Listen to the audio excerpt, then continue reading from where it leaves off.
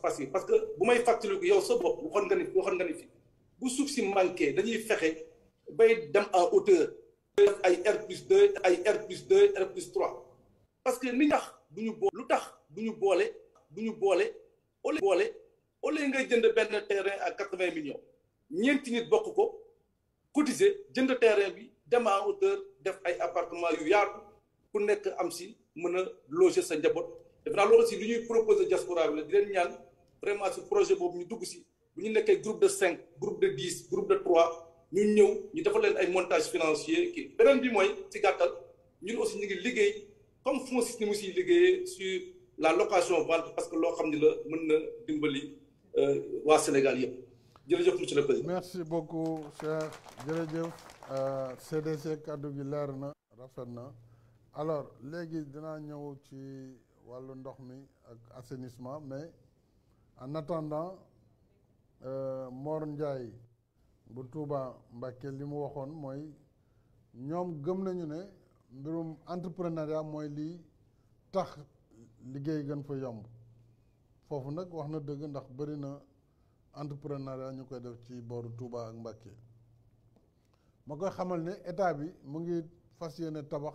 ISEP benn institut supérieur d'enseignement professionnel ci Mbacké ISEP bu am solo lay doon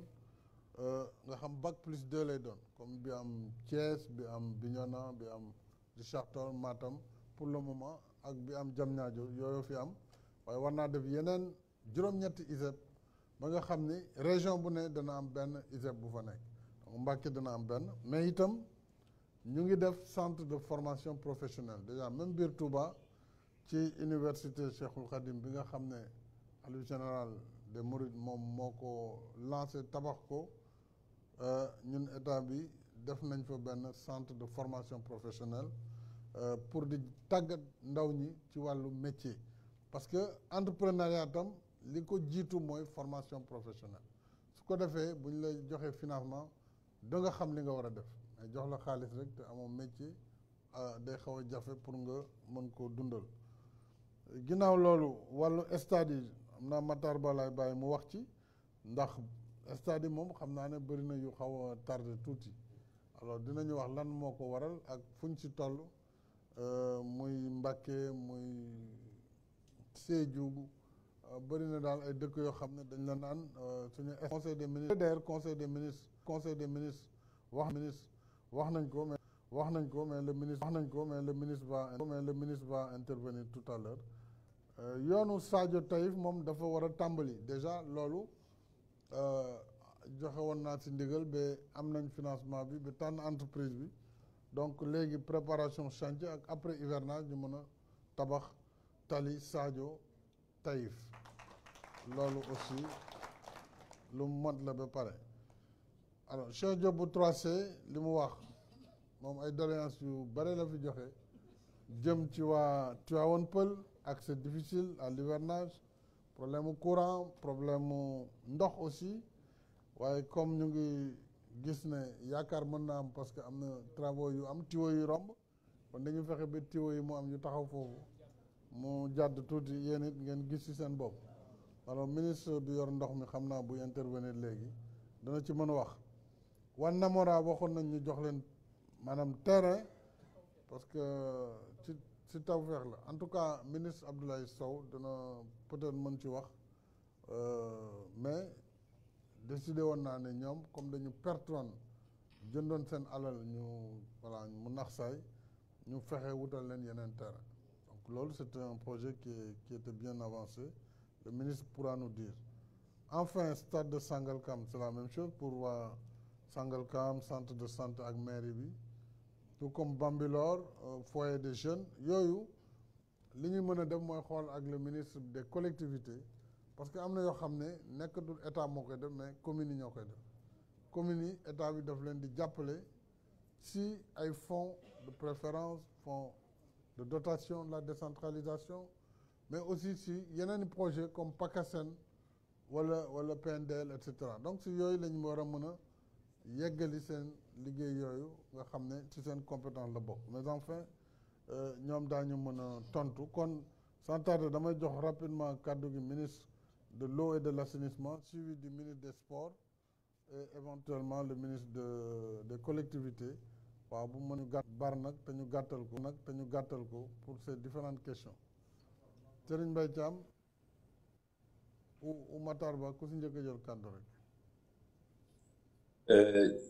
waaw Matar kon yow la. defe naa maa la gën a gaaw. waaw non kon bàyyil Serigne on dirait. bàyyil Serigne dem. d'accord maa ngi leen di nuyu yéen ñëpp di la gërëm di la sant président ci initiative bi encore di gërëm ñi nga xam ne ñëpp ñi ngi jokkoo ñu ngi bokk ci jokkoo bi di wax rek ne sànq posé nañu benn question ci mbirum assainissement fële ci Diamaguène Sicap Mbao li ma ci mën a yokk ci li nga xam ne moom la président wax mooy sëriñ boobu su fekkee ne dem na ci boori kilomètre 14 au niveau de Patisen gis na fa benn liggéey boo xam ne bii AGEROUTE mi ngi ko fay def muy 1 kilomètre 200 canal bu nekk ci booru route nationale bi mu war a traverser léegi route nationale bi dem ci canal bi nekk ci booru zone franche industrielle ñetti fan ci ginnaaw d'ailleurs demoon nañ fa xool liggéey boobu traversé bi à 90% c'était fait. Donc canal boobu ñuy def moom mooy permettre ay yenn ndox yi jógee Diamaguène Sicap Mbao aw ci canal boobu di longer route nationale bi pour jàll ci suuf route nationale bi pour dem canalu zone franche industrielle bi su doxaatee tuuti tamit au niveau de kilomètre 14 am na benn liggéey bu fa APIX moom tamit di def sur route nationale bi su demee foofu mais su fekkoon ne sax am na téléphone am la ki nga xam ne moo posé question bi dinaa wax ci week-end bi wala début de semaine équipe bi ñu ànd ak moom wan ko liggéey yooyu ñuy def ak njeexital bi nga xam ne mën na koo am ci soulager un peu Diamaguène Sicap Mbao en attendant ñu def benn projet structurant beneen bi mooy Cheikh Diop posé na ay question defe naa ci mbirum ndox waaw beneen bi Diamaguène Sicap Mbao bu tar mooy tali Mame Diarra lu tar la ci inondation mais am na APIX liggéey boo xam ne bi moom moo koy def ñaari bassin yu fa APIX di def benn bassin bi commencé nañ ko depuis le 19 mai li taxoon mu tardé tuuti mooy fi ñu ko waroon def dafa amoon ay nit ñu war a fay parce que terrain yi état moom ko woon mu nekk 2,5 milliards état bi génne na déjà lu mat 1,25 milliard moo tax ñu démarré liggéey bi il faut que APIX maintenant pare liggéey boobu pour que AGEROUTE maintenant mu war mën a ñëw reprendre tali bi def ci ay jumtukaay yoo xam ne yi ndox mi su awee ci biir tali bi rek dana dem dugg ci bassin yooyu loolu moom moo tardé loon liggéey boobu mais alal yooyu xam nga ku ko ciy def xam nga ne am na yéene def ko te gis ngeen ne donc président am na yéene saafara problème boobu ci ndox mi maintenant ci Tivaouane Peulh ni mu ko waxee sànq ay tuyau ña nga fa boobu tamit su fekkee ne am naa précisément quartier yi mu wax joxe téléphone bi incha allah danañu mën a def foofu extension réseau bi pour ñu dem fa su ma amee seen téléphone équipe bi dañu dajeek ñoom dem def fa ak ñoom mais daal su fekkee ne problème mu extra jërëjëf. Merci beaucoup jërëjëf Serigne Mbaye les numéros seront donnés parce que ñi organiser jokkoo bi dinañ mën jot numéro yi léegi ñu dem ci wàllu sport ministre Matar Ba ci stade yi nga xam ne yegguñu waa Nguer Malal d'ailleurs ñu ngi may yónnee message léegi par mail parce que mbir yi moom fu ne lay dikkee Nguer Malal ñu ne ñoom itam depuis 2019 le stade tarde à être terminé la jeunesse de Nguer Malal derrière son excellence président Macky Sall sollicite son intervention kon nag nga yokk ci Nguer Malal. jërëjëf excellence maa ngi lay nuyu di nuyu ñi bokk ci ndaje mi yëpp muy jokkoo ak Macky di masawu ñëpp nag ñi nga xamante ne ñu ngi jàmbat mbiru stade waaye bëgg nañ ci andi tuuti leeral surtout li jëm ci Kër Massar ak Nguer moom xam nga comme dañoo ñaan ndimbal ñu koy jugal suñu loxo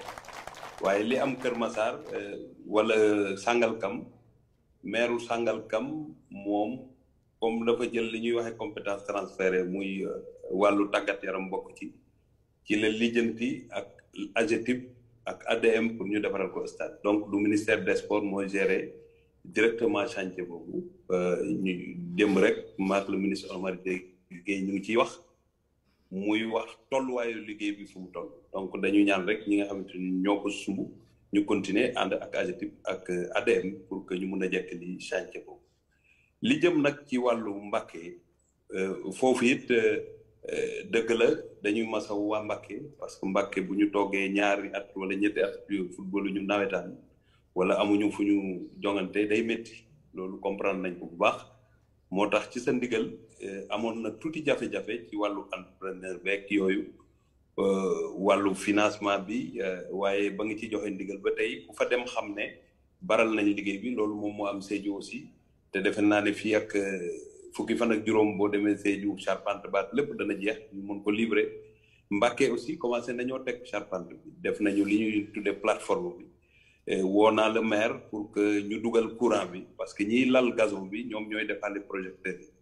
donc moom itamit joxe na ci farlu gu am solo wane na ko ci ne fii ak quelque temps dinañ mën a dugal courant bi su ko defee ñi nga xamante ñooy teg gazon bi mën a ñëw jekkali loolu.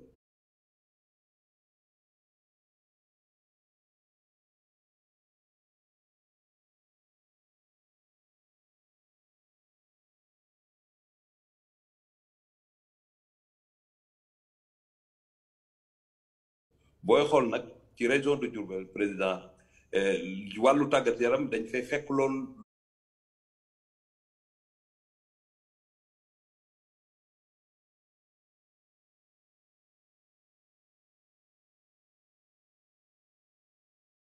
lu sakkan ci ay infrastructures sportives ba nga ñëwee nga jël ndog